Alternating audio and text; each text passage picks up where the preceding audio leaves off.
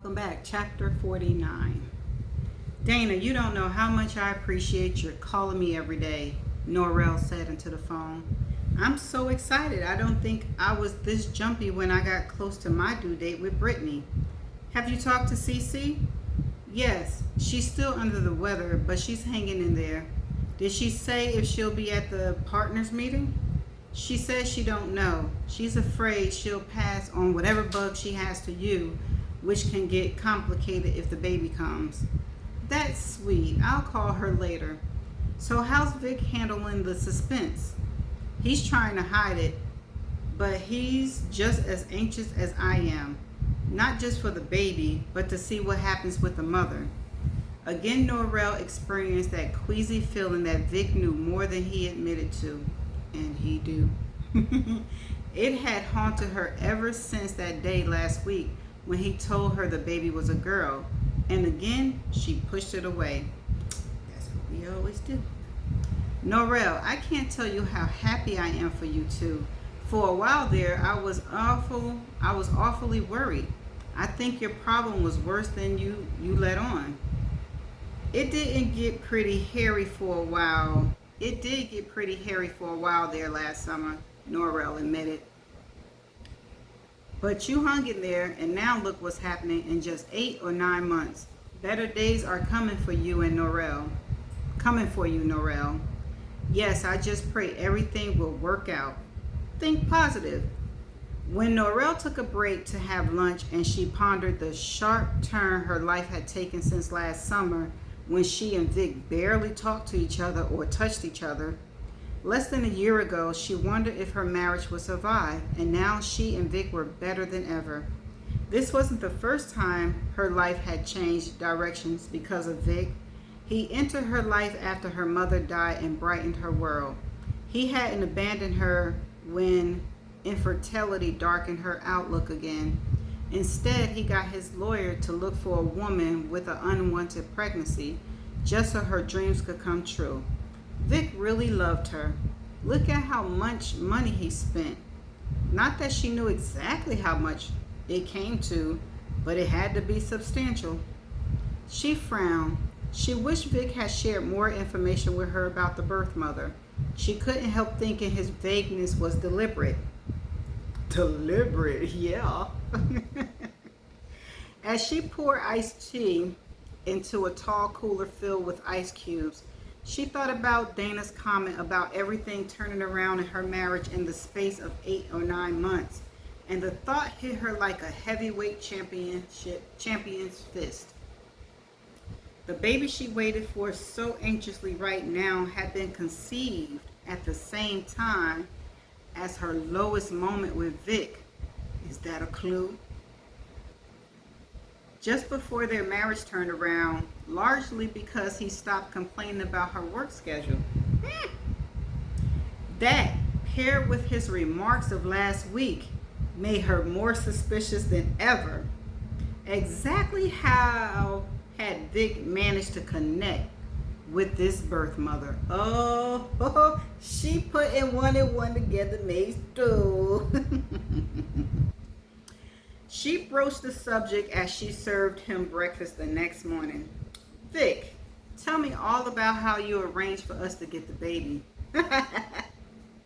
There's not much to tell, he said. Somehow she known he would say that. I put out some feelers through Henry about black babies being given up for adoption. He contacted his colleagues and we got a bite. I didn't tell you as soon as the arrangements were made in case the woman changed her mind. You looked so down when Cece had her little girl, I decided you needed to know. So Henry found her for you. Is she local? Did you meet her? Yes, I interviewed her. She seemed like an all right kid, if maybe on a self-involved side. Didn't it cost a whole lot? I had to pay Henry's fees, plus I paid her living expenses from the time she was about 4.5 months along. She didn't want the people she worked with to know her business, so she took a leave of absence. So she works. Somehow I thought she was a college student. You see how lies gotta be on top of lies to be on top of lies? I never said that. I just said she's young. I also gave her a reasonable allowance and paid her health insurance premiums. But I'm pretty sure I told you that already. He smiled at her. Why the sudden interest? You're getting nervous at this any moment stage? Norel took a deep breath, but her eyes never left his face. It's just occurred to me that 9 months ago, when the baby was conceived, things weren't going too well between us. We hardly ever had sex.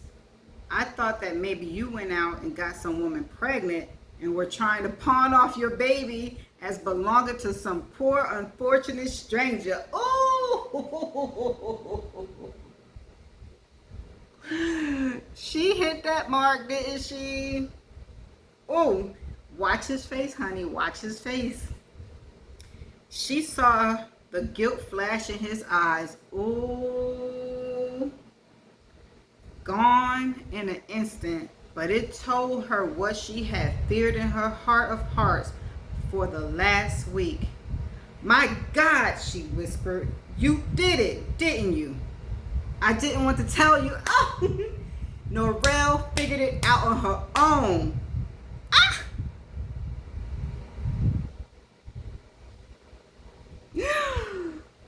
I didn't want to tell you. She slammed her palms on the table. I'll just bet you didn't. How dare you, Vic? She rose from the table and headed towards the front door. He followed her, catching, oh my goodness. Wait till she find out it's Cece's sister. Oh my God. Okay. He followed her, catching up with her quickly and turned her around. Norel, listen, I made a terrible mistake. I knew that right away. There wasn't any love involved. It was one woman, one night. All she represented was release of all the frustration I felt for being so low on your list of priorities. But the condom broke and she got pregnant. She glared at his hand, get off of me, which was still fastened around her forearm before lifting her face to him. And you expect me to raise your illegitimate brat just so you can keep her close to you? Norel, that's not it at all. I never wanted any more children in the first place. You know that. I enjoyed having all of you all to myself. There's a lot involved in raising children. Infants need a tremendous amount of care, and as they grow, they still need nurturing. I'd already been through it. I only agreed to start another family because it was so important to you. When the mother came to me, so she came to you? Yes.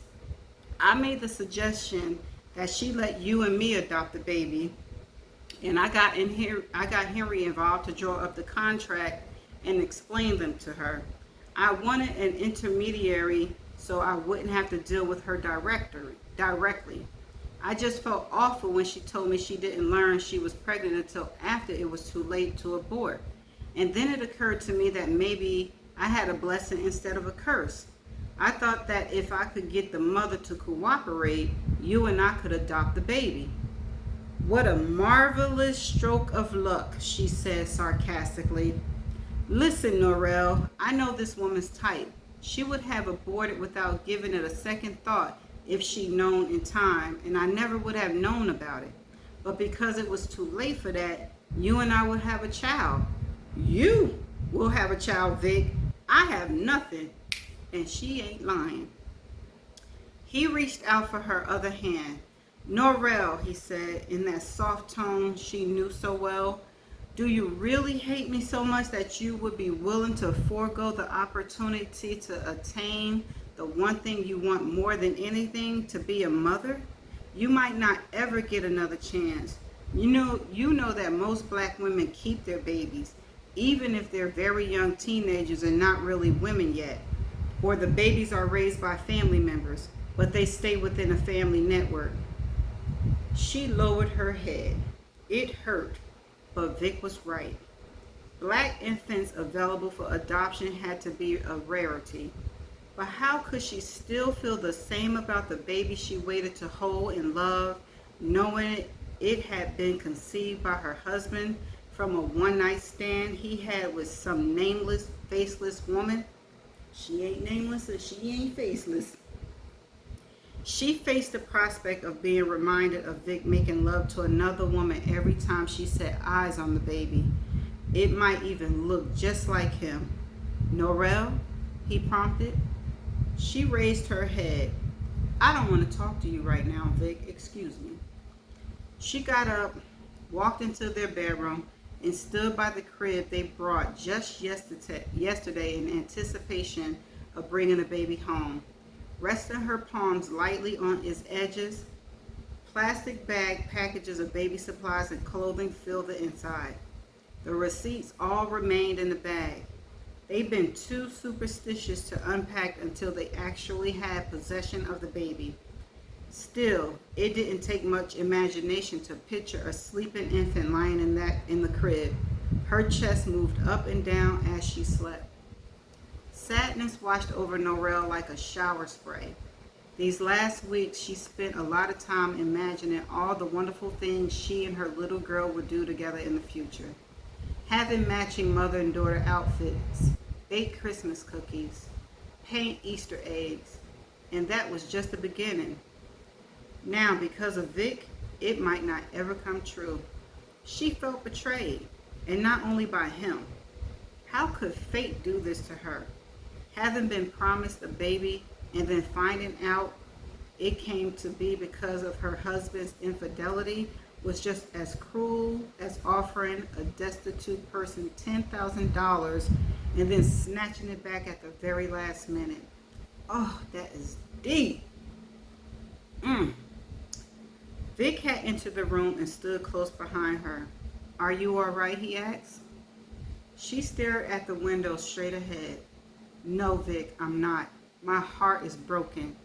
You slept with another woman. You treated me the same way you treated Phyllis.